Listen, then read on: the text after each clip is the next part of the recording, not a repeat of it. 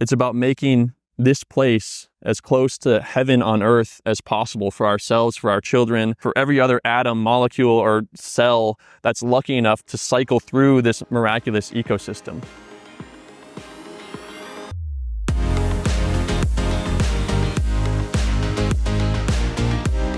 We are the creators of our own reality. 100% within our circle of control, what we have some sort of realm of control over, we can create anything that we want in our lives. That's the focus of this presentation. It's why we're here right now. It's what makes this all possible. You can create your ideal life right now while still creating an ideal life for the future. You'll find that that's going to be the running theme of this presentation. And it's a philosophy that I've grown to live by in my daily life with every decision that I make. I believe we have the power to create our ideal life at that rate of speed. And you can do it, like I said, right now, while also still living and pursuing an ideal life, an idealer life in the future. And now the question that comes from that is, if that reality is true, if we can truly create our own life, then what are we creating for? Are we creating for health, wealth, or are we creating for happiness? Now, obviously, I think all of us would be like, oh, all three, right? We want to create for all those things. But I argue that if we focus solely on happiness alone, you can achieve all those things. Focus solely only on happiness and pursuing that, and you can achieve all the things that I'm talking about with creating your ideal life. Here's why. These are my own determinants of happiness. I think they're foundational to a lot of us. I didn't take this from research or anything. I just took it from my own introspection. And there are a lot of things that contribute to our happiness individually, of course, very personal. But these foundational elements, I think, are basic to our happiness at some level. You need to have a basic foundation of physical health to do the things that you love to do. You need a basic foundation of wealth. You need freedom to pursue important things, freedom of time and choice. And you need to be able to pursue that important thing, which might be a sense of purpose, not even the fulfillment of it, but just pursuit of something that's important to you. And finally, having an attitude of gratitude for all those things so that you can stay present and stay happy in the moment instead of just pursuing the next thing and the next thing and the next thing all over again. Now, of course, it's possible to be happy if one of these things are lacking. They're not requirements per se, but it obviously, I think it's intuitive to say that these things it makes it a lot easier for happiness, right? So I say, though, that by focusing solely on happiness alone, you're going to achieve this basic foundation of health, this basic foundation of wealth, and all these other things because you have happiness as the end goal. Now, in order to pursue happiness exclusively, it's important to know what obstacles are in our way. As soon as we define the obstacles, we can make a plan for overcoming them when they're inevitably encountered, because they will be encountered. I call them the happiness distraction traps because they kind of suck you in like a trap. They help you to get locked into this cycle that it's hard to get out of. The first is the checklist trap. And this is when we think of happiness as some end goal, or we have to fulfill a certain set of accomplishments in order to think about happiness. We treat happiness like it's a reward at the end of a series of to-dos. Like happiness is a flag at the top of the mountain. Happiness is a gemstone in a video game. So you need to climb the mountain first to get the flag. You need to complete the tasks in the video game to get the gemstone. You have to check off a certain amount of things in order to even start to think about happiness. So then we have these internal monologues where we say something like, we need to get healthy first, and then we can start working on happiness. We need to get wealthy first so we can buy the time and the freedom and the toys or whatever else we think is going to make us happy. Then we can start thinking about happiness. But that's not at all how happiness works. That's how dopamine works. It's a fallacy to think that happiness is some reward. And this mentality allows us to get involved with health and wealth pursuits in such a way that it becomes our priority and not, like I said before, the stepping stone to the end goal. And while it's not shameful for those values to be part of your life, It is a shame when I see people pursuing those extensively and forgetting about their own happiness along the way. Now that leads us into the second trap, and that's what I call the accidental hypocrisy or the marketing trap. This is some consumer spending data that we probably are all familiar with, as the top three being the housing, transportation, and food. And most of us, what I see in this is that most of us are trying to be intentional towards happiness. Our spending goes towards things that we think will make us happy, or at least more of it will make us happier. Housing gives us comfort, which leads to happiness.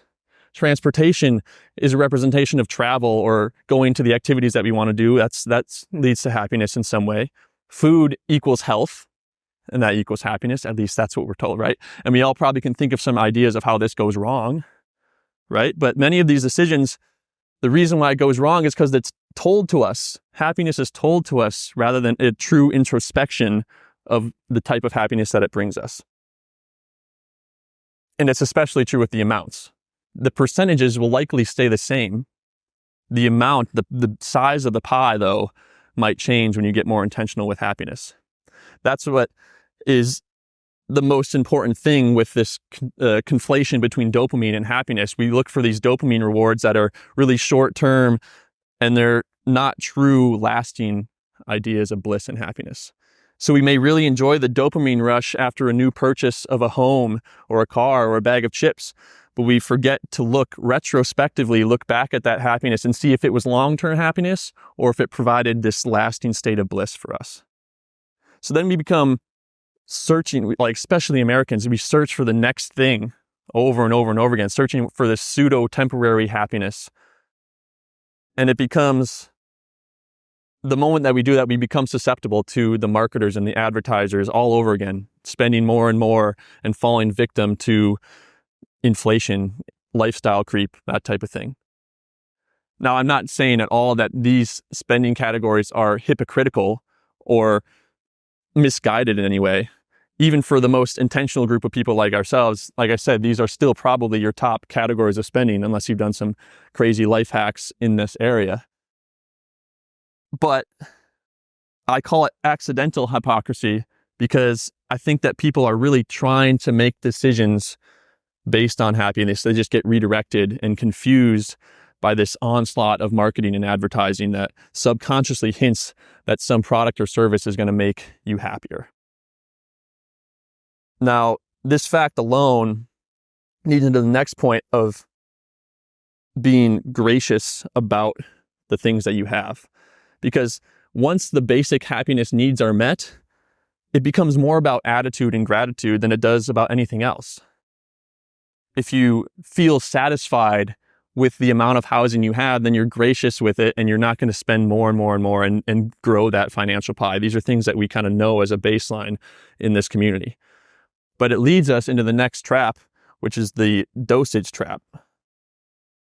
Now, I want y'all to tell me what is in this vial. What would you say would be in this vial? What do you think is in it? A COVID vaccine. I love it. What else might be in it? Insulin, so kind of a medicine of some sort, something to help us.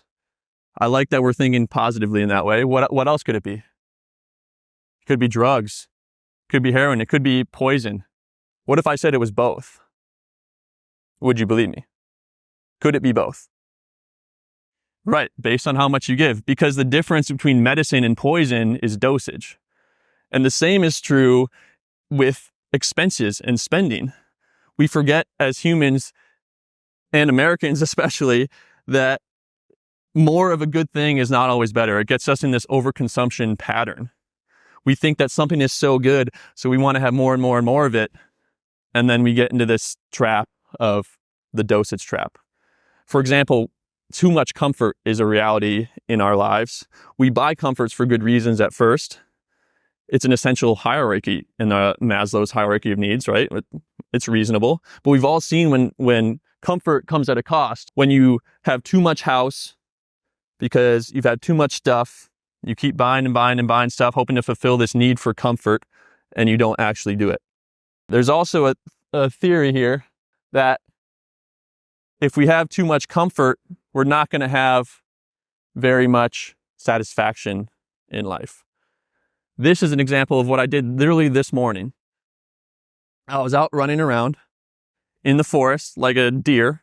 I wasn't even on a trail at all, but I embraced discomfort by knowing that I might run into some trouble. This is how I practice stoicism in my daily life, is that I say, I'm going to go pursue this thing that I know will make me happy, and I'm going to lean into the discomfort that might come my way, and I'm going to prepare for it and love every minute of it.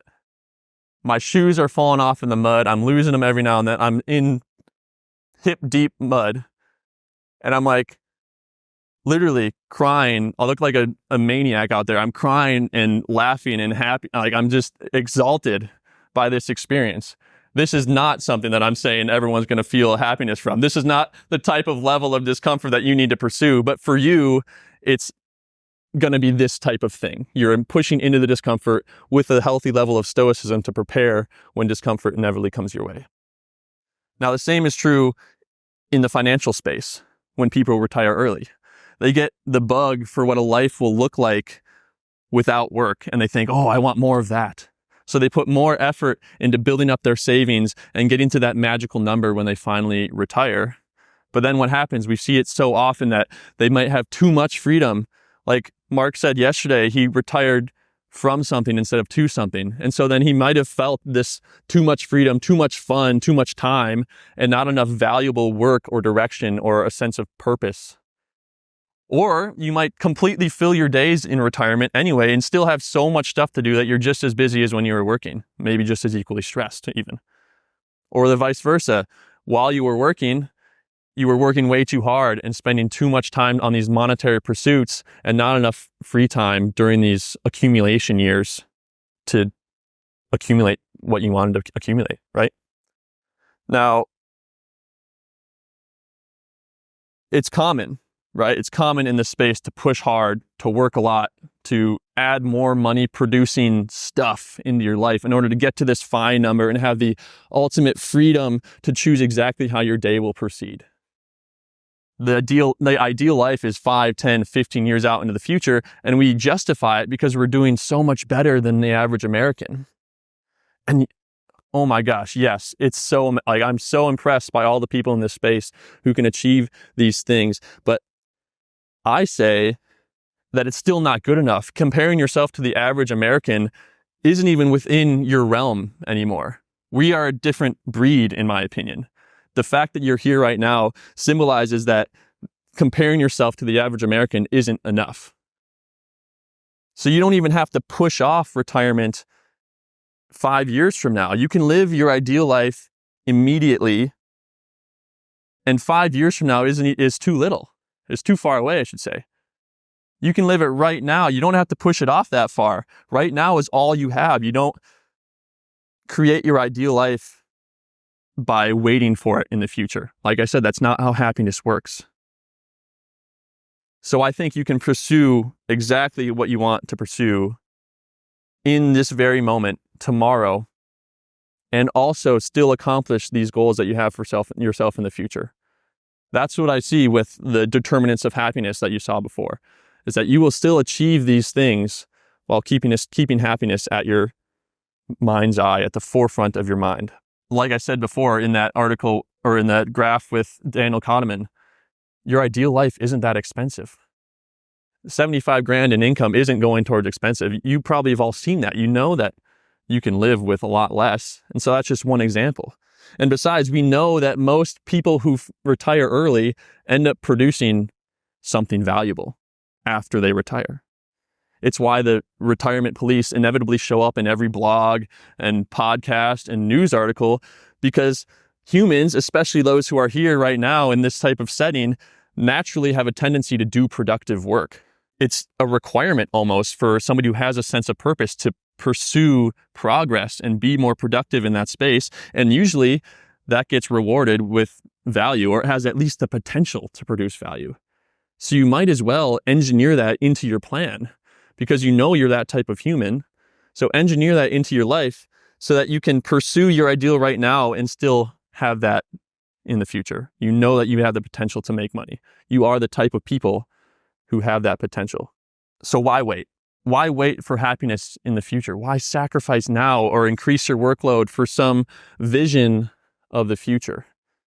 Happiness is not like the rush of dopamine that you get from winning a trophy or getting a raise at work, or it's not a state of completion or some magical point of arrival. It's not a checklist. It's not something that someone else can tell you, like a marketer or an advertiser. And it's not something as simple as injecting more and more of a good thing into your life. Happiness is a verb. It's a state of being. It's a state of bliss. And you can get to that state sooner by making happiness the focus of your attention and your intention. That's what the first video is all about. But just by focusing your attention onto something can change the reality. By focusing your mind and your efforts onto one thing solely, you can create exactly what you want in your life. So prioritize your life. Prioritize your happiness right now, because right now is all that you have. Some will say that 5 to 10 years isn't that much time. You're willing to sacrifice for it. You're willing to do these things, but your ideal life is guaranteed to change in the future anyway, because your interests are going to change. It's required for your life that you're going to change. 5 to 10 years may not be a very long time in the grand scheme of things, in the scheme of your lifespan, but with your life circumstances changing, your interests changing, and everything else, you're never going to be at this age again to do what you love. You'll never be this healthy again, maybe. You'll maybe never be this mentally aware. It's a reality that we're all slowly decaying towards death, right? And I know that's a topic that Americans don't like to talk about, but thinking about death more often helps us to live more right now. I know it's morbid, but it's a reality that we need to face. So don't put off your ideal for some distant future, because you have a chance to execute on happiness right now. You have a chance to make the memories that you may never have the opportunity to do again.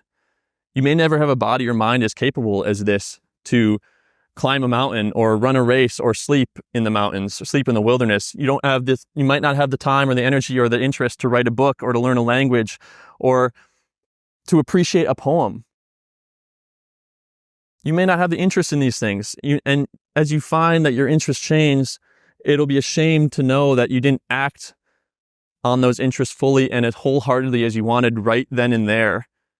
Because that's what grows into an unfulfilled life, is that regret of not acting upon those happiness-inducing, deepest senses of happiness in your life, right? It's why people sit on their deathbeds, as Jordan was talking about yesterday, and they regret rather than have memories. When you look back at your life, it's not going to matter if you retired at 30 or 50 or even 65. What will matter is that you used your time to do the things that you love.